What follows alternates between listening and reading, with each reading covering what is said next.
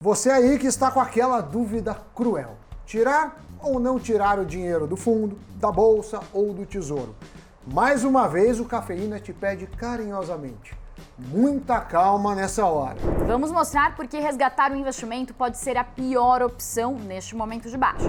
E a Thaís Laporta mostra como os fundos de ações têm se saído no meio desse maremoto do mercado, dessa tsunami chamada coronavírus. E claro que antes de começar a gente te pede aquela forcinha, então deixa sua curtida, se inscreve no nosso canal, porque tudo mudou menos a nossa meta de chegar aos 50 mil inscritos. Em março. Então, hoje dia 18, temos até dia 31 de março para a Priscila. Estão se pedindo inclusive para você se fantasiar de Samidana ou de Dona Denútil e fazer uma imitação. Ah não, Sam, eu vou me fantasiar de mulher mesmo.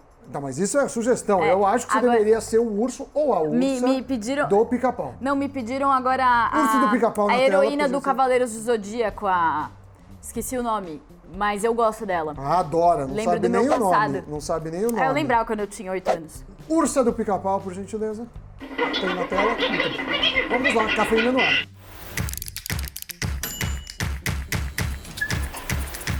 Oi pessoal, sejam muito bem-vindos ao Cafeína. Amigos, parentes, vizinhos e até os inimigos, todo mundo que tem um dinheirinho investido parou para se perguntar, ou para nos perguntar: tá caindo, melhor tirar dinheiro ou esperar? E a resposta, né, Sami? Sim. A gente traz agora.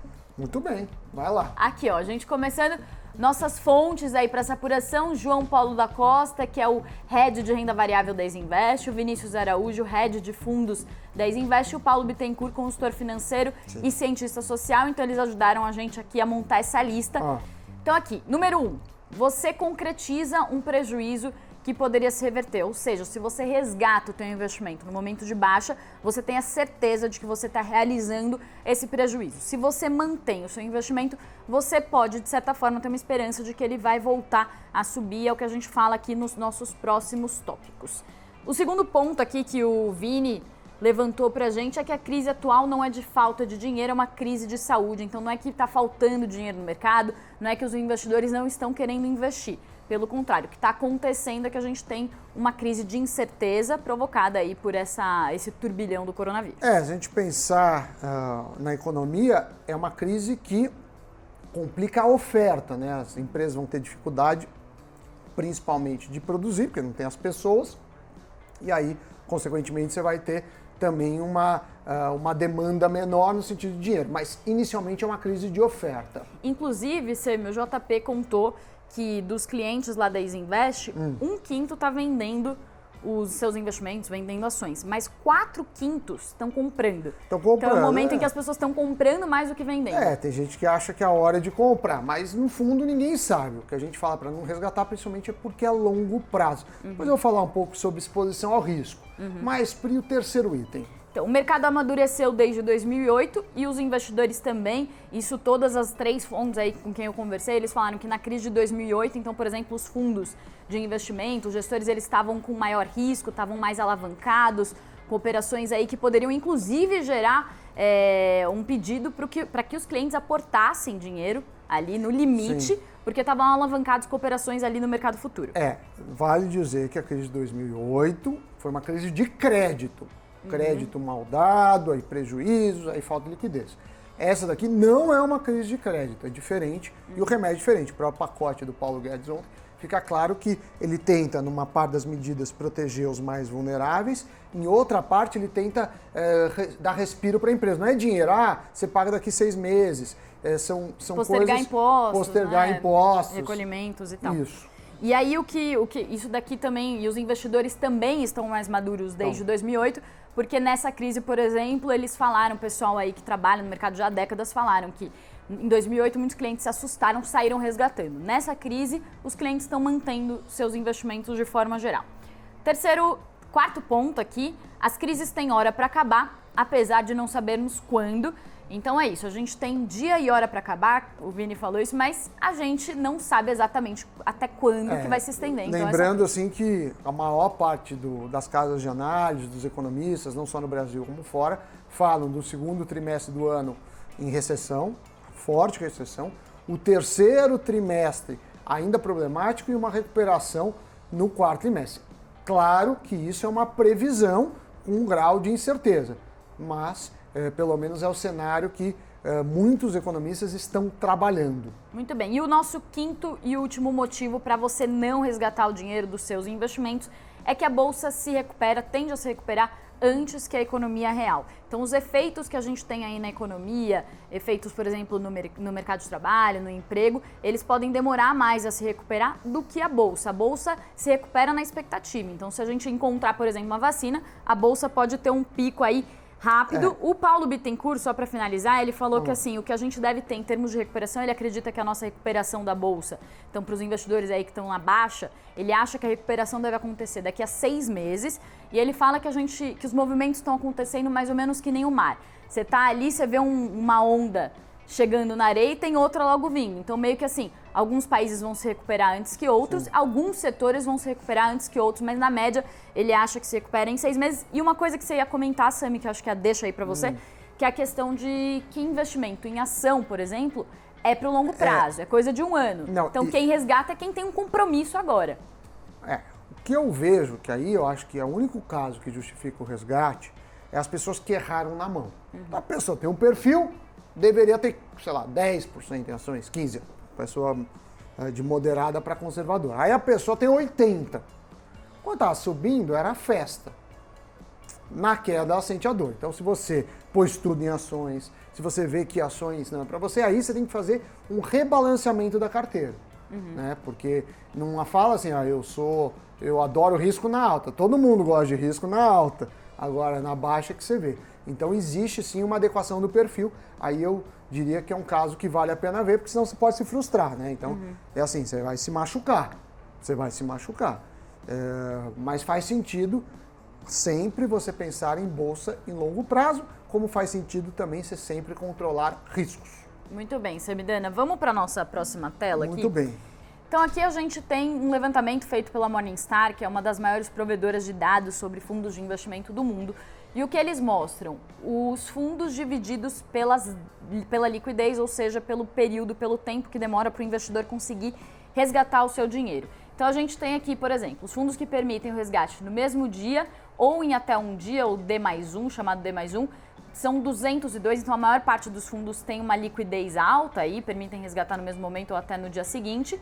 E aí, na nossa segunda linha, para quem está só escutando, os fundos que permitem resgate entre 21 a 30 dias são o segundo tipo de fundo aí, o segundo tipo de liquidez mais comum dentro do nosso mercado.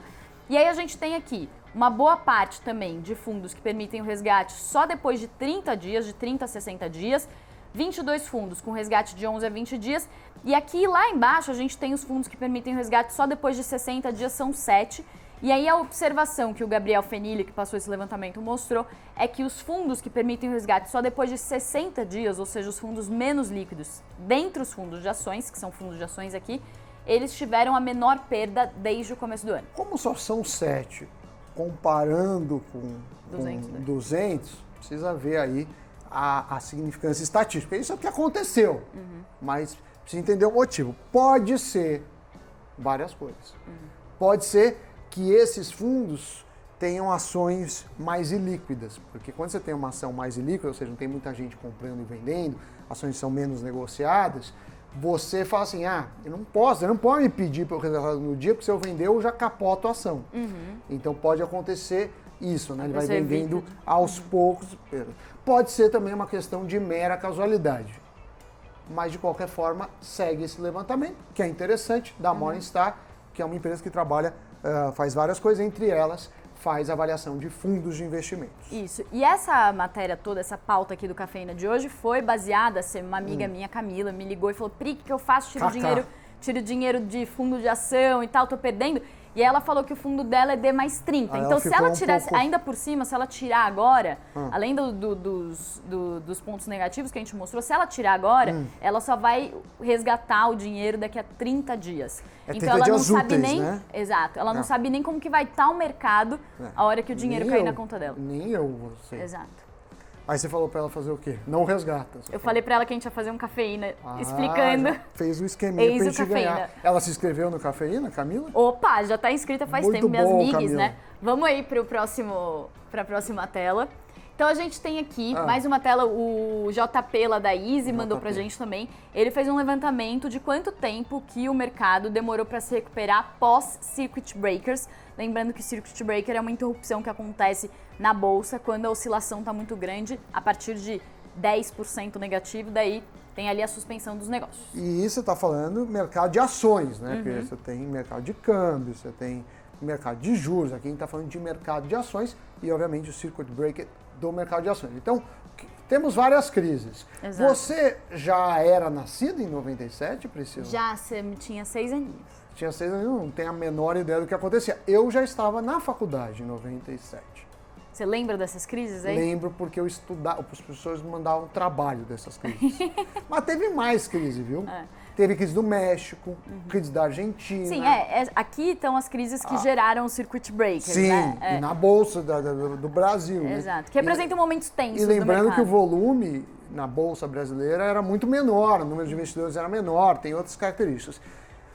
E também a gente tem que dar aquele adendo, que é clássico, que o fato de ter o histórico não quer dizer absolutamente nada com essa crise. Exato. Mas a gente olha aí, eu acho curioso, acho legal. Então, segue o jogo. Então, crise da Ásia em 97, a bolsa demorou 5 meses para se recuperar depois. Na crise da Rússia, o tempo de recuperação foi de 2 meses depois. 99, desvalorização do real, quando eles colocaram ali o câmbio flutuante. Depois do Circuit Breaker, a bolsa se recuperou já no dia seguinte. 11 de setembro, então, atentado às Torres Gêmeas, demorou 1 mês depois para a bolsa se recuperar. Crise do subprime em 2008, demorou 7 meses.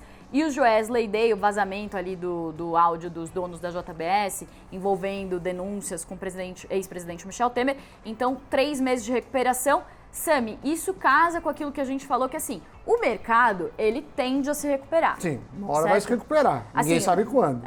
Dá para dizer que com certeza vai se recuperar? Tipo, a bolsa não vai fechar. Acabou tudo. Não. Até o infinito vai se recuperar. Então dá pra dizer que, por exemplo, eu acredito que a bolsa vai... Tem probabilidades. Mas assim, eu não sei se é muito simplista essa minha lógica, mas considerando que o mercado vai se recuperar em algum momento... Um dia, vai. Vai se recuperar em algum dia, tipo, eu não tiraria o meu dinheiro. Sim, mas assim como não estou tirando. Sim, mas pode demorar 5 anos, pode demorar 1 ano, pode demorar 10 anos, ninguém sabe. Tá. Não sabe. Pode cair mais? Pode.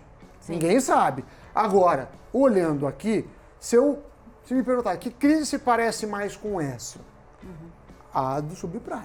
Por quê? Porque é uma crise internacional. Ela é muito parecida com a subprime? Não é. Por que não? Porque aqui foi uma crise de crédito, teve quebras, né, de seguradoras, de bancos, por aí vai. Essa é uma crise de saúde. As pessoas precisam voltar, a gente não sabe, as pessoas, né, estão ficando doentes, aí tem uma parte nos hospitais, depois vai voltar. O índice de letalidade é baixo. Em geral, na população, para cada 100 pessoas que contraem, independentemente da idade, menos de uma morre, né? Do 3%, vírus. não é? Segundo a OMS, a Não, letalidade. me deram 0,8%. Porque eu acho que já é 9%. É que os percentuais estão variando, mas a OMS diz que são 3,4%. Que é alto. Na mas, média. assim, tá longe de ser a maioria. É preocupante a crise, mas a gente... É feeling. Tem algum estudo que dá para falar que se parece mais com essa? Não. Mas o que eu estou vendo, não é só eu, muitos economistas estão olhando aí para um prazo de 6 meses, diríamos de 2 a 6 meses, como prazos prováveis, mais para 6 do que para 2. Isso é recuperação da Bolsa, né? Não da economia, ou da economia. Isso para a Bolsa voltar normal, para começar as pessoas já estarem voltando à situação que tem hoje, e aí apostando que com essa respiração vai estar melhor. Aqui você está falando do número de pontos da Bolsa? Né? De quantos pontos tipo, perdeu, quanto tempo demorou para recuperar essa pontuação. A gente estava em quanto? Eu não sei 120, quase 120 mil pontos no começo do ano. Da crise. Isso. Então aí agora a gente está em 74 mil. Tá ruim, né? Mas exato, demora. A gente... tem banco falando, por exemplo, esse ano, que vai ficar entre 85 e 90 mil a esse ano. Mas são previsões disso. O que eu falo, que a gente está falando, é bolsa a longo prazo. Então, Assim, você precisa do dinheiro daqui 6 meses? Não é bolsa ou investimento. Você precisa daqui um mês? Não é bolsa. E quem hoje está nessa situação, Sami, vai precisar do dinheiro daqui 2, 3 meses, resgata ou espera? Então, eu acho que pode ir tirando aos poucos, fazer um preço médio. Porque você não sabe assim como o que vai quem quer acontecer. investir na baixa, né? Fazer o preço médio. Não dá pra passar. Chegou no fundo do poço? Não sei. A faca já caiu no chão? Também não sei. Então, eu queria ter essa resposta, mas não tenho. Mas eu sei que no longo prazo a bolsa se recupera sim. Posso botar na nossa thumb, não resgata? Você pode, você que manda, você pode pôr o que você quiser, mas não pode. Pode porque eu acho que efeitos manadas, pânico é ruim. Mas a pessoa precisa entender, tirar saber no pânico é ruim. E precisa ver o cafeína para entender a exposição ao risco, para entender esses prazos que não adianta. Você precisa daqui um mês, aí não dá para você torcer para aquele dia. Aí vai fazendo aos poucos, você diminui o seu risco. Muito bem, só 2 recadinhos, vou botar 2 cards. Sim, boa. Um, ali falando do tempo que demora para se recuperar depois da crise, o Doni também falou no Conta Mais sobre isso, então vou botar esse card. E o outro card, que é o card que a gente usou no Investindo na Baixa. Para quem quiser saber o movimento oposto, quem quiser pegar as oportunidades aí nesse momento de baixa. E eu vou pedir para pôr o urso do pica-pau, porque eu adoro o urso do pica-pau, lembra muito alguns colegas meus, youtubers, alguns economistas. A gente pôs no de hoje. No de Eu ontem. vi, mas eu quero de novo. Urso do pica-pau, por gentileza. Todo dia eu vou pedir um urso até vocês se encherem pedindo para eu não botar de urso. Urso do pica-pau. Muito bem, obrigado.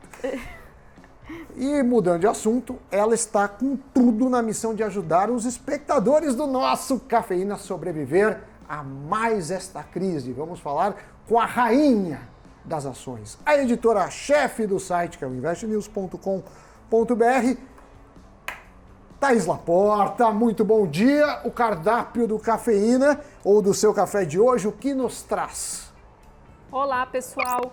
Apenas 28% dos fundos de ações no Brasil tiveram um desempenho melhor, ou talvez seria melhor dizer menos pior, que o do Ibovespa no mês de março até o último dia 12. Nesse período, o principal índice de ações da Bolsa Brasileira acumulou uma queda de 29,6%, quando desceu aos 73.281 pontos em meio ao tombo dos mercados com o coronavírus. Esses dados são da Morningstar, que é uma das maiores provedoras de informações sobre fundos de investimentos no mundo. E de um total de 2.358 fundos de ações que estão ativos na CVM, apenas 25, o que representa aí ao redor de 1%, não ficaram no vermelho nesse período. Dentro dessa amostra, tiveram uma queda maior de 50%, 48 fundos. Bom, os fundos de ações estão entre as classes de investimentos que mais ganharam cotistas aí no ano passado. A gente tem um número aqui que cresceu, o número de contas da Ambima, de 3,97 milhões para 5,67 milhões no ano passado. Mesmo com a maré baixa da Bolsa, os fundos de ações ainda continuam captando volumes recordes esse ano, segundo os dados da Ambima, né? Nos 2 primeiros meses de 2020, os fundos de ações acumularam uma captação líquida de 36,3 bilhões de reais, o que representa um aumento de 153% em relação ao mesmo período do ano passado. Mais informações você encontra no investnews.com.br e nas redes sociais. Ô Sami, algumas informações adicionais que eu fiquei batendo muito papo com a Thaís sobre essa matéria, esse levantamento super interessante, ela me mandou. Aqui na nossa redação. Mulheres investidoras, opa. Mulheres. É com a gente mesmo. Aí, ó, o que a gente viu? A média dos fundos aí, nesse período aí que pega até o dia 12 de março, os 30 dias anteriores, que foi o período mais crítico aí dessa crise que a gente está vivendo, caiu. Eles caíram, em média, 31%. O que caiu? Os fundos. Os fundos. 99% deles tiveram queda nesse período. Mas também, assim como a Bolsa também. Também. E aí, isso os fundos de ações, só os fundos de ações, que é esse levantamento aí que a Thaís fez. Sim. E daí, o que a gente tem também? O que mais caiu 92%. E tem também mais uma coisa. 92% acabou com o fundo, Isso. né? Aí eu falei com o Vini também, perguntei pro Vini, um fundo pode quebrar? Acabou? Explodiu? Pode. Claro que pode. Por 3 motivos. Sim. Primeiro, perdeu o patrimônio todo. Acabou, todo mundo, né? Todos os ativos foram a zero. O ativo vai a zero, acabou. Você é sócio de algo que não vale nada. Segundo motivo que pode levar o fundo a acabar a explodir. todo mundo pediu para resgatar. É claro, que nem um banco. Mas o banco não tem dinheiro de todo mundo. Mas isso é outro papo. Todo mundo correu No pra fundo resgatar? tem. Todo mundo pediu, tinha tanto, sacou, tchau. Alavancagem. Isso é o perigoso. Então, Esse é o perigoso. Por exemplo, você tá vendido no dólar, então o fundo tá vendido no dólar e tal, ele apostou que o dólar ia para 4, Sim. fez uma operação ali de venda a 4 reais do dólar no futuro, o dólar agora tá 5. Sim. Pode acontecer, Pode. muito raro, o Vini falou que isso aconteceu pouquíssimas vezes no mercado, mas pode acontecer daí o fundo pedir para o investidor, inclusive, colocar mais dinheiro para cobrir esse prejuízo. Mas lembrando que o fundo de ação não estão todos que têm alavancagem. Então, quando você vai investir no fundo, você tem que olhar o regulamento. Tem fundos de ação com alavancagem e sem alavancagem. Use com alavancagem. Caso o gestor faça uma aposta... Porque não adianta só operou o dólar, precisa estar vendido, precisa ser uma posição grande. Pode acontecer isso. É raro, porém impossível. E a luz no fim do túnel, claro, é você clicar na matéria da Thaís Laporta lá no investnews.com.br, porque ela traz os 40 melhores fundos, nesse momento 40 fundos que conseguiram superar aí a bolsa nesses últimos minoria, tempos aí. porque o que os caras faziam, eu falei E ela disso. mostra quais são esses fundos. Eu falei e ninguém deu a menor bola pra mim. Que é que nem eu aqui com a Pri. Uma menor bola para mim. Mentira. O que eu falei? Falei, quando o mercado está em alta, todo mundo acha que é gênio. Por quê? Porque está crescendo. Praticamente qualquer incompetente ganha dinheiro. E talvez, os mais incompetentes ganhem mais. Por quê? Porque o cara é vida louca. Ele tá lá, vol é vida, mano. Vol é vida. Ele vai lá, compra as coisas, não faz gestão de risco direito. A bolsa sobe 10, ele subiu 15. A bolsa sobe 20, ele subiu 25. Então ele está bonito, ele dá entrevistas, ele fala com os amigos, ele é o bacanudo. Mas aí, o que acontece? Crises podem acontecer, não é, Priscila? Por que você está rindo? Não é engraçado isso. É triste. Não, Você está rindo, as pessoas perderam dinheiro. É que eu, você tá eu rindo fico porque pensando nos comentários quando você fala dessas polêmicas. Não é polêmica, é verdade. Aí a bolsa caiu, o cara estava alavancado. Então, se a bolsa caiu... Como que a maré baixa? Quando a maré baixa é que você vê quem tá pelado. Quem tá pelado, O Warren Buffett falou isso? Foi o Warren Buffett. Então, aí o cara perdeu bem mais que a bolsa. O cara era um gênio? Não era. Ele era imprudente? Provavelmente. Então você tem que medir o retorno ajustado ao risco. E as pessoas não entendem o que é isso. Mas um bom teste é ver se o seu gestor do coração, se o seu gestor MIGs, se seu gestor, que está sempre dando entrevistas, favorito, perdeu mais que o Bovespa, ele tinha um risco maior que o Bovespa, provavelmente. E às vezes ele era um cara que não era eficiente. Então a gente começa a ver quem está pelado, entendeu? O rei está nu, Priscila. Maré baixou. Maré baixou. Vamos ver quem está comportado ou não Por isso é importante essas matérias que Thaís Laporta faz. Ela é maravilhosa, né? Entendeu? É isso. Agora vamos pro pitaco. Pitaco, lógico. Boa. Bonequinho. Cadê o seu bonequinho, Priscila? Pra finalizar aí com Cadê chave o seu de ouro, bonequinho? Estamos providenciando o bonequinho. Mas quando? Em breve. Em breve. Por enquanto, só tem vamos o meu bonequinho. com o nosso famoso bonequinho do Sami, que é muito simpático. E que é ruivo também. Vamos lá. Então, Sami, fechamento da Bolsa. Bolsa sobe 4,8% e dólar fecha 5%. Foi bom o mercado hoje. Por que foi bom, Priscila? Porque teve o nosso querido PG, Paulo Guedes, segunda-feira à noite, o que ele fez? Fez o pacotão dos 147 bilhões. E o pacotão foi legal, porque ele pensou nos mais vulneráveis, pensou nas empresas menores, mas ele não aumentou localmente o gasto. São duas coisas que aumentam o gasto, que é Família. Bolsa Família, também o negócio de prova de vida, que pode ter umas fraudes, e o negócio de agricultura. Não aumentou e reajustou. Então ele deu um fôlego a mais, foi bem-vindo. E hoje, também, e subiu muito nos Estados Unidos, você teve um anúncio lá do governo americano, ontem, porque o programa é gravado, tá no final. Aqui é quem não minto para vocês. O que acontece?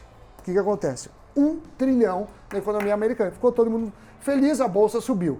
Quer dizer que esse vai subir quando abrir o mercado? Não sabemos. Aqui é um programa da verdade. A gente fala os riscos, É verdade, fala a as gente engana opções. Muito bem, Priscila. Muito Repitaco, você vai fazer ou 10 você está cansada? o repitaco que você esqueceu, mas você mesmo que chegou lá na redação e me contou que o Credit Suisse baixou para 0% previsão de crescimento para a economia esse ano. 0%. Baixou, né? Tá ruim. A minha previsão, que a gente vai reatualizar sempre, é de 1%. Tem outras casas de análise, se não me engano, a Tendência também falou de 1%. E tem gente prevendo 1,5%, 2%. Focus ainda está 1,68%, mas da semana passada mas o ainda, Focus né? que saiu na segunda-feira foi feito no dia 13. Na sexta anterior. Então, o Focus do dia 13, da pesquisa do dia 13, saiu no dia 16. Então, vamos ver aí, espero aí que cresça muito, mas a gente sabe que não é só a nossa torcida que influencia. Muito bem. Próximo pitaco, o que temos? Próximo pitaco aí, o drama das aéreas em meio à crise do coronavírus. A Gol vive um drama, amigo. Gol suspendeu os voos internacionais até 30 de junho. Vive um drama, amigo. Você gostou da minha imitação do Galvão?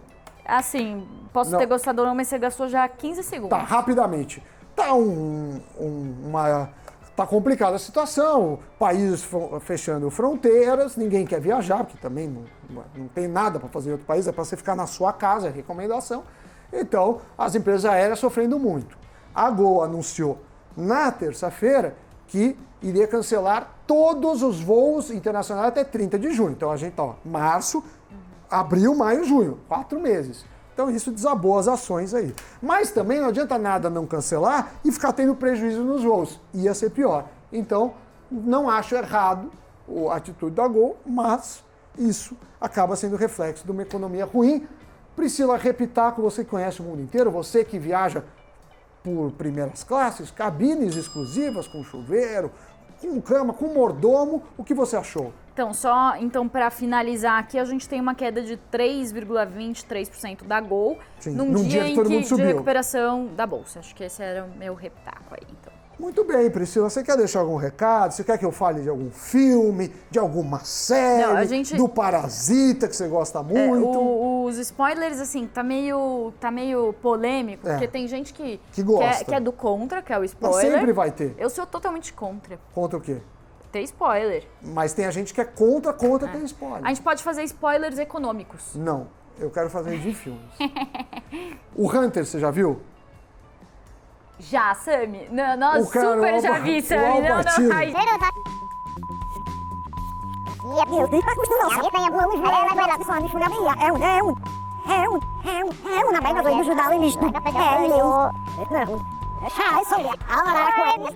Mas só no último capítulo, hein? Beijo.